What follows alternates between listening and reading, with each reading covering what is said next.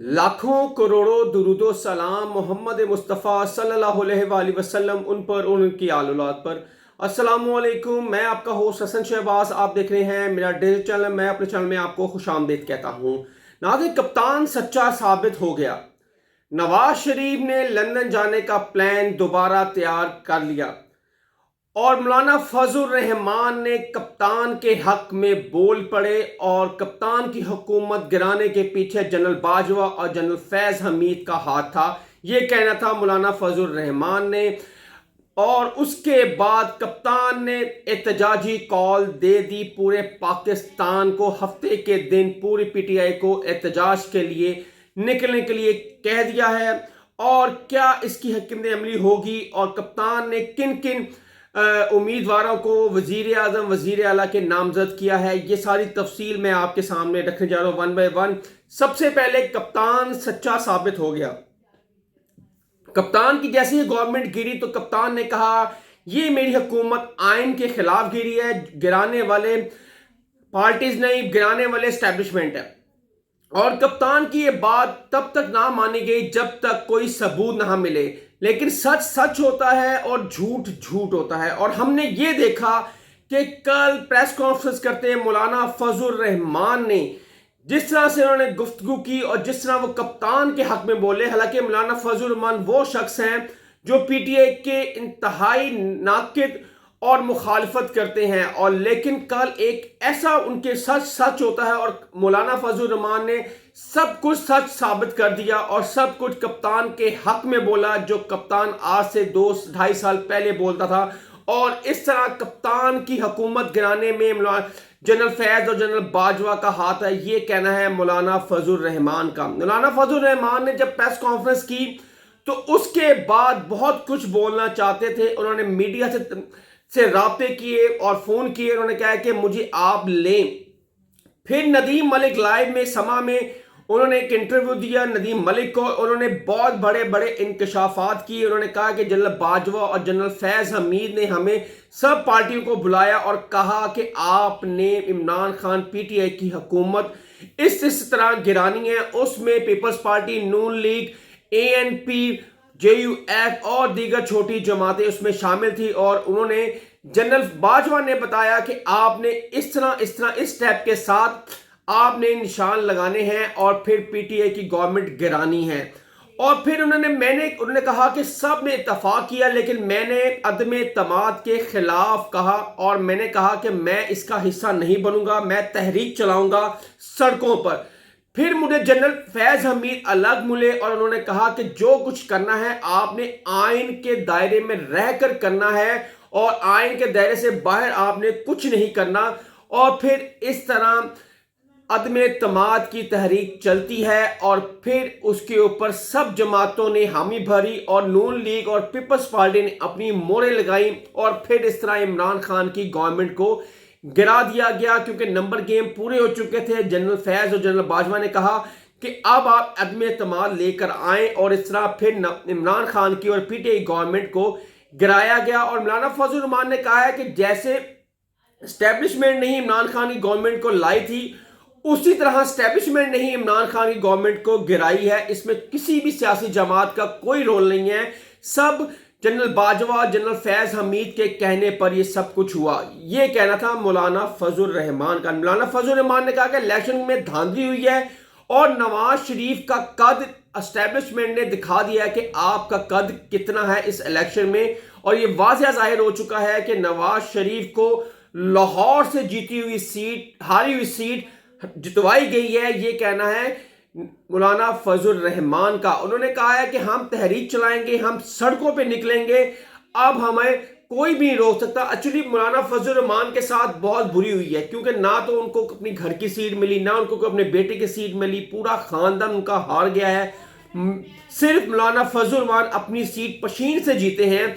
और ये कहना है कि जो मुझे रवाने में और धांधली में ये एस्टेब्लिशमेंट इसका हाथ है और हमारी जीती हुई सीटें दूसरी जमातों को दी गई हैं, ये कहना है मौलाना फजल रहमान। उन्होंने डेड एस्टेब्लिशमेंट के ऊपर इल्जाम लगाए हैं इस इलेक्शन में। उन्होंने कहा 2018 سے بھی بدترین کے الیکشن ہوئے ہیں جو 2024 میں ہوئے ہیں. یہ دھاندلی زیادہ الیکشن ہوئے ہیں.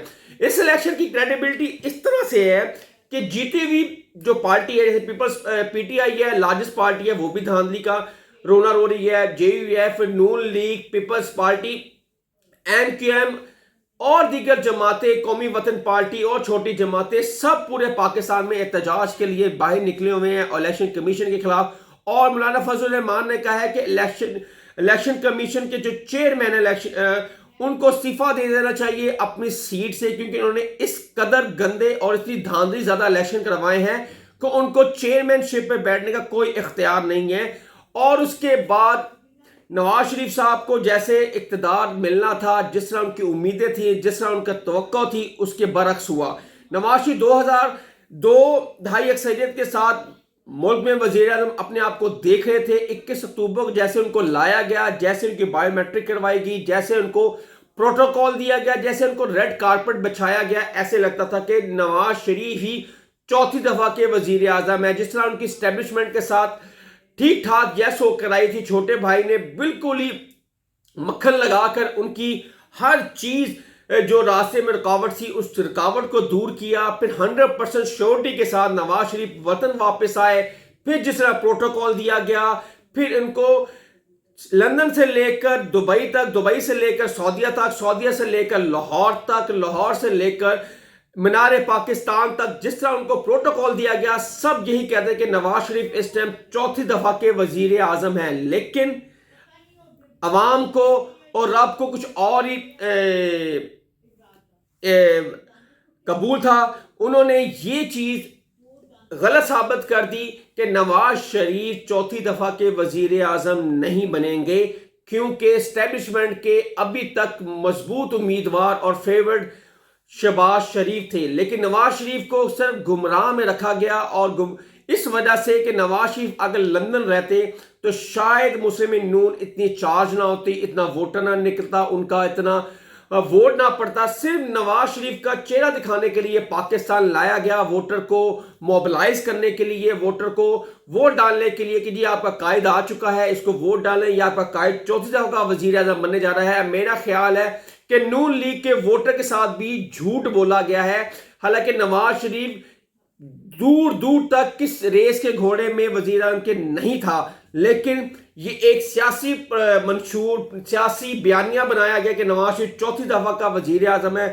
بڑی بڑی ہیڈ لائن میں, جنگ میں, ٹریبونل میں, ایکسپریس میں, نوائے وقت میں اور انٹرنیشنل میڈیا میں بھی یہی ڈسکس ہوتا تھا کہ نواز شریف چوتھی دفعہ کا وزیر اعظم ہے, اور دیگر جماعتیں بھی اسی طرح ہی سوچ رہی تھی. لیکن وہ ہوا جو آج سے پہلے کبھی نہیں ہوا. نواز شریف کو اتنی بری شکست ملی کہ شاید نواز شریف اب چہرہ چھپانے کے بھی لائق نہیں رہے. اس لیے نواز شریف, ہمارے ذرائع نے بتایا کہ نواز شریف لندن جانے کی تیاریوں میں مصروف ہو چکے ہیں. وہ کسی ٹائم اور کسی وقت بھی وہ لندن جا سکتے ہیں, کیونکہ یہ کہا جائے گا کہ نواز شریف کی طبیعت ناساز ہے, وہ اپنے علاج کے لیے لندن واپس جا رہے ہیں. کیونکہ نواز شریف اقتدار میں ہوں تو وہ پاکستان میں رہتے ہیں, اگر اقتدار سے جیسے ہی وہ باہر نکلتے ہیں تو پھر وہ اپنے آبائی گھر لندن واپس چلے جاتے ہیں, کیونکہ ان کا جینا مرنا سب کچھ, بچے وغیرہ سب کچھ جائیدادیں وہیں ہیں. اور اگر ان کو 2/3 اکثریت ملتی تو پھر انہوں نے پاکستان میں رہنا تھا. اب 2/3 اکثریت نہیں مل رہی, نہ وہ وزیر اعظم بن رہے ہیں, نہ وہ کبھی کیبنٹ کا حصہ بنیں گے, اور نہ کوئی وہ وزارت لیں گے. اگر وہ رہیں گے بھی تو تھوڑا بہت وہ قومی اسمبلی میں بیٹھیں گے, مشورے وغیرہ دیں گے اپنے چھوٹے بھائی کو. لیکن ہو سکتا ہے کہ بہت جلدی نواز شریف اپنے علاج کے لیے, کہا یہ جائے گا علاج کے لیے لندن واپس جا رہے ہیں. اور یہ چام گوئیاں نون لیگ کے اندر یہ ہو رہی ہیں کہ نواز شریف کسی وقت بھی لندن روانہ ہو سکتے ہیں, اور یہ کہنا ہے ہمیں اندر کے ذرائع نے بتایا ہے.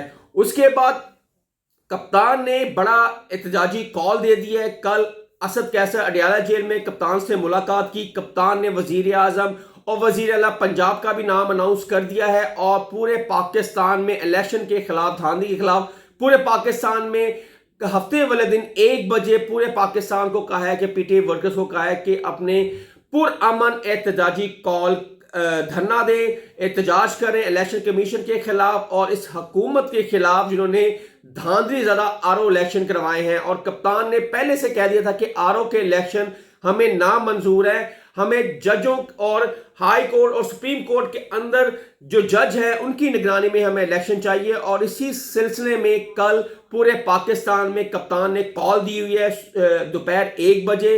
انہوں نے کہا ہے سارے پاکستانی باہر نکلیں، اس فسودہ نظام کے خلاف، اس ظلم کے خلاف باہر نکلیں اور اس دھاندلی زدہ الیکشن کے خلاف باہر نکلیں اور لوگوں کو پرامن رہ کر احتجاج کی کال دی ہے۔